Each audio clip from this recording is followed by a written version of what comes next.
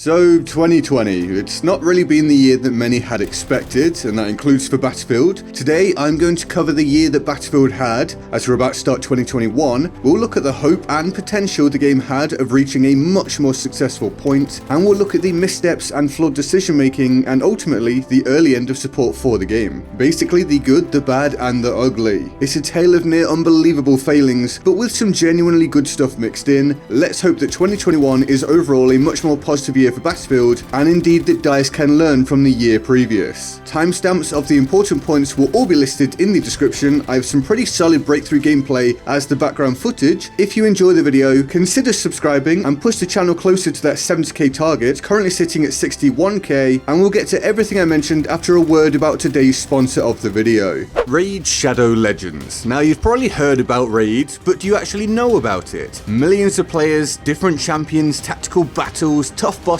and more, all on mobile, Mac and PC. It's easy to get started, dive in, and the game will begin to guide you through, just as many already have, to create the largest community in mobile gaming. There's something here that some of you are bound to enjoy, and this also means there's a huge amount of resources to help you through. Nearly 1,000 videos are posted on YouTube about Raid every week. Just as I've done for Battlefield to help some of you out, many are doing it for Raid players. How to beat bosses, structure your battles, and everything else. Just type into YouTube what you need to know and you're away. So now there are over 1 million people playing Raid every day, with over 25 million total downloads so far, and a Discord channel with 100,000 active players in it. If you want some more assistance getting started, you could join a clan. There's over 250,000 of them, so plenty of ways for new players to learn the ropes and progress moving forwards. Now personally, I enjoy all the different possibilities you have when constructing your team of champions. There's so many options with different factions, abilities and playstyles, and if I want to expand on my current options, it's off to the portal I go to summon some fresh ones, ever expanding my champion pool for both PvE and PvP. And this month is Raid's biggest ever update. The new main event is the Doom Tower with 120 floors, 12 bosses and a load of secret challenge rooms. Plus in the update there's 14 new champions along with fresh holiday events. There's never been a better time to jump in, and the Raid team are giving away free stuff for you new players. If you want that head start, hit the link in the description within the next 30 days, and if you're a new player you'll receive 50 gems, an XP booster, energy refills, an ancient shard and the Void Champion Bulwark.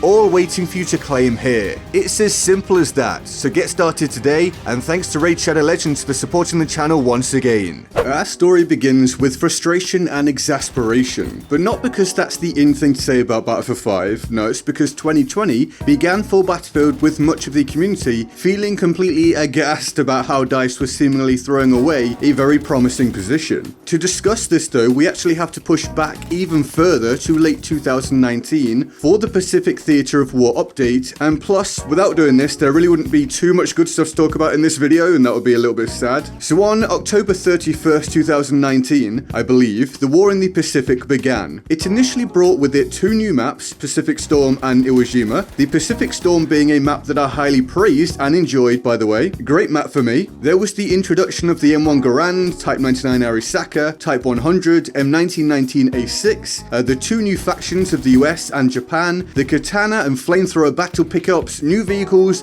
the promise of more weapons through the tide of war, a genuinely great trailer to go with it, and a lot of players stopped and thought, hey, this might actually be good. And it was good, at least in the opinion of many players. The Pacific Theatre of War was a huge step forward for BF5. DICE finally delivered an update that felt like it was of the expected size and quality, and this provided real hope that the BF5 ship was turning around, that we could head into 2020 with fresh optimism, and no, I'm afraid not. While the Pacific Theatre fell into absolutely the good category, it was quickly followed by something ugly. Ugly and stupid, which isn't a great combo. November 2019, a fresh TTK rework is announced, as in the time to kill was set to receive blanket changes to make guns kill more slowly or have less potency over range. Even if some tried to claim that wasn't the case, it effectively was. This came a year after DICE had already tried it before, and the majority of the community hated it. DICE said they wouldn't do it again, and yep, yeah, Yeah, I said it was stupid. So around a month after the great stride forward of the Pacific Theatre of War starting, a huge amount of the goodwill that had been built up got thrown straight back out the window, and the communication and overall PR only made this worse, with vague statements, corporate speak, and technicalities being used to explain away legitimate fears. This was a change made because some in DICE management wanted it, regardless of what the player base had said before. And yes, I know this to be fact. It's not speculation. It also seemingly targeted Christmas sales from new players, so the game would be a bit more forgiving for them. But in a lot of ways, that change wouldn't actually benefit them at all. Aside from weapon recoil reductions making them even more like absolute laser beams, none of that is really the point, but again, super flawed implementation,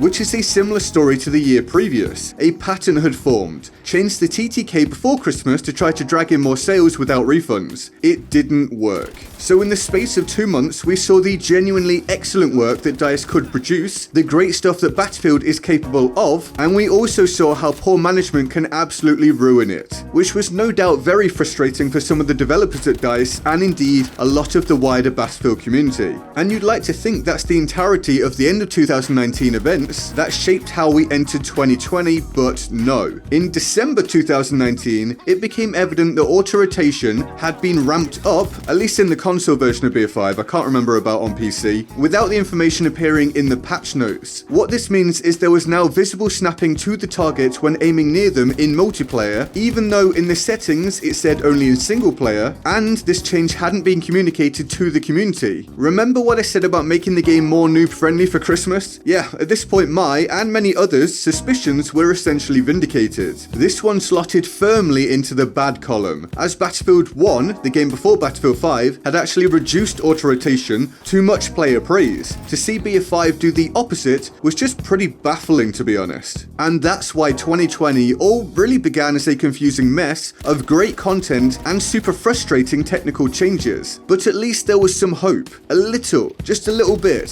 Content is king after all. And this was actually backed up in February with something good. Details about the TTK being pushed back towards what many enjoyed were released. Now, while it was frustrating to see the same pattern repeat itself of TTK change followed by pushback, followed by it then being changed back at least to some degree, at least it was good news. And it wasn't a total reversal, it wasn't perfect, it was kind of flawed, but overall, it eventually got the game back to a better state than it was in with the slower TTK in the opinion of many. And many are now at least somewhat satisfied with it, as it's how the game still basically performs to this date. This also meant the frustrating Type 2A meta of that time was set to be curtailed, which was really needed as they had begun to dominate selection rates and make things very samey and frustrating. And so we now had some good content, the trailers were back to their Battlefield best, the TTK was decent, let's push forwards into 2020 and have BF5 finally become an awesome game, right? Well, unfortunately no. Now it does need to be mentioned that the COVID-19 pandemic did play a role in pretty much everything that came in 2020 from this point on, as at some point DICE began to work from home, which obviously is a large disruption, and I feel for them where that's concerned, and well done to them for what they did manage to get done, but it doesn't negate all of the bad decisions that are evident. So, April 2020, rather than continue to try to push BF5 in the right direction, instead we received the news that content support for the game was set to be cancelled early, like really early, as in no new content for Battlefield for like 12 to 18 months or so until the next Battlefield is released. This shocked and disappointed many, and yes, it was ugly. After messing around with the game, trying to pull in Christmas sales again, spoiling the great update, etc., the game just ended. And it's not abundantly clear exactly where this decision came from, whether it's DICE or EA, or who at DICE or EA was responsible, so I'm not going to cast any blame. But clearly this disappointed many. Some players felt let down or cheated, and it showed that without the premium DLC model, whether you like it or otherwise, and both are fine, to keep DICE or EA honest, there's no guarantee how long the game will be supported for. This did mean though that we got one more content update, with a load of stuff that DICE had just thrown in together without a theme. This came in mid-2020, I believe somewhere around June, and it was good, genuinely good. I personally really liked it. We saw cool guns like the M3 Infrared and the Well gun get introduced, we gained the Almage and Provence maps. This was absolutely firmly in the good column, a fun update with new things to do and try. But it was and is important to note that that update was good, at least partially because DICE just gave us whatever they had left. this wasn't a focused content update. It was more so just handing out what they had finished. Now, because this update was good, it did start a bit of a movement for BF5 to be saved. Hashtag save BF5 or something like that. For the devs to come back to the game, or for a smaller side team to keep making content for it. And while I understood this, because some people still liked the game and wanted to play it, and they thought that the last content update showed what DICE could make, I never supported it. It's not that I felt the game should have been cancelled early, because it shouldn't have. I think that was awful. But once that decision has been made, with the idea being to work on BF6 for a long time and make sure it's a success, you need to stick to that decision. No more flip-flopping, no more back and forth, no more changing something then going back. Clearly that decision was made for a reason, good or bad. Now stick to it and make the best of it. And I hope they do. I hope BF6 ends up being awesome. As much of a success as BF5 was a failure, at least commercially and from a consumer feedback standpoint. I'd love to just go and make a ton of BF6 videos about how good it is when it finally releases. And so now we'll just group everything together after this into what we'll call a mixed bag. Speculation for BF6 has followed. None of it so far reliable. Many creators have now moved on to other games such as Warzone, at least temporarily, or have gone back to older Battlefield titles, such as myself, as I now mainly stream Battlefield 1. You can catch those streams right here on YouTube, by the way. They're a lot of fun generally. I love having you guys join the chat. It's awesome. At some point this year, servers for some regions for BF5 were removed. Then some of them came back, and I don't know if they went away again, but whatever. Either way, it was lame and was obviously a bad thing for players in those regions. We have received another custom games update, or whatever you want to call it, which fleshes it out a bit more and is a good thing overall, even if it comes a bit late. Is still a bit bare bones and isn't being utilized all that much because, again, it's so late. There's been some quality of life updates, and there will likely continue to be, which is good. There was a team balancer test, which I think was a mega flop, but hopefully DICE can learn from it, and it does show they're at least trying to put something in place for the next Battlefield, something Battlefield 5 desperately needed and never really got. There are still hackers and cheaters, and no, the anti-cheat isn't good enough. One of the greatest failings of BF5 has been the lack of effective anti-cheat measures, and that's a real shame, particularly for the PC community. That all said, this is now the best version of BF5 there has been overall. It's in its most complete form. It has probably the fewest bugs it's ever had. It can be enjoyed by the right player with the right mindset, finding the right game mode for them. That's very important. Just turn the game off when it's not working out for you. And even I enjoy it at times. Recording the gameplay for this video was fairly entertaining. It's just not as good as some other games for me. So I don't really play it for fun anymore. That's where I'm at. Whereas I can still play BF1 for fun. So maybe you can summarize for me in the comments below. Where are you at for BF5, and how would you sum up your year in review for it? And having heard my coverage, I hope you enjoyed this video. If you did, consider subscribing for a lot more, and to catch my very regular streams, like the video and turn on notifications for extra spice, and a big mention for the Board of Awesome, showcasing the epic people who support the channel on Patreon, and thanks to the channel members who receive exclusive channel perks. You can also get those by hitting the join button below should you wish. All the links to my Twitter, Discord, Patreon, all of that can be found in the description and my pinned comment. And with that all said, I'm GetGoodGuy, and I'll see you